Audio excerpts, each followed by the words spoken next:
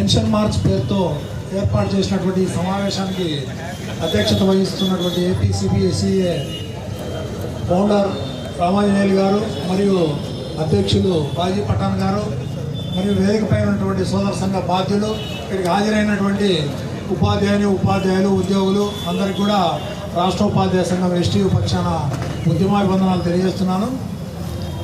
మరి కేంద్రంలో 2004 నాడు ఆనాడు అధికారంలో ఉన్నటువంటి ప్రతిపక్షంలో ఉన్నటువంటి రెండు కూడా ఇప్పటికి కూడా ఉప్పు నిప్పుగా ఉండేటటువంటి రెండు కూడా అటు యూపీఏ కానీ ఇటు ఎన్డీఏ కానీ రెండు కూడా ఐకమై మనకు ఈ సిపిఎస్ విధానాన్ని తీసుకురావడం జరిగింది.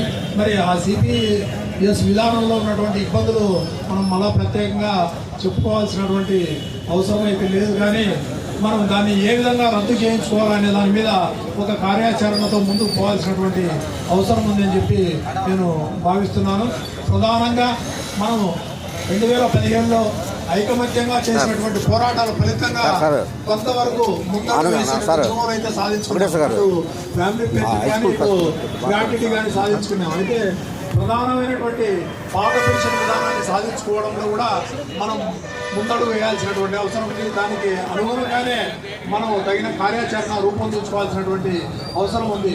పైన కేంద్రంలో ఉన్నటువంటి అటు ఇప్పుడు ఉన్నటువంటి ఎన్డీఏ కానీ అదేవిధంగా ఇండియా కూటమి కానీ ఈ రెండు ఈ విషయంలో ఏ విధంగా అయితే కలిసి పనిచేశాయో మనం కూడా ఉద్యోగ ఉపాధ్యాయ సంఘాలుగా అందరం కలిసి పనిచేసి మనకు అమలు చేస్తున్నటువంటి సిపిఎస్ విధానాన్ని రద్దు చేసేంత వరకు కూడా పోరాడాల్సినటువంటి అవసరం ఉందని చెప్పి తెలియజేస్తున్నాను.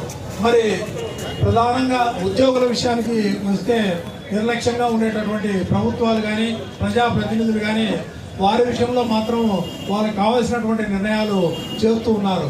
ఇందాకనే హృదయ సార్ చెప్పినట్టుగా మనం ఉపరాష్ట్రపతిగా పనిచేసినటువంటి వ్యక్తి రాజీనామా చేసిన తర్వాత ఆయనకు ఎమ్మెల్యేగా రావాల్సినటువంటి పెన్షన్ కానీ ఎంపీగా రావాల్సినటువంటి పెన్షన్ కానీ అదేవిధంగా ఉపరాష్ట్రపతిగా కూడా 3 రకాలైనటువంటి పెన్షన్లు తీసుకుంటూ మన పెన్షన్ల విషయంలో మాత్రము వారు నోరు మెదపడం లేదనేటటువంటి విషయాన్ని మనం గమనించాలా.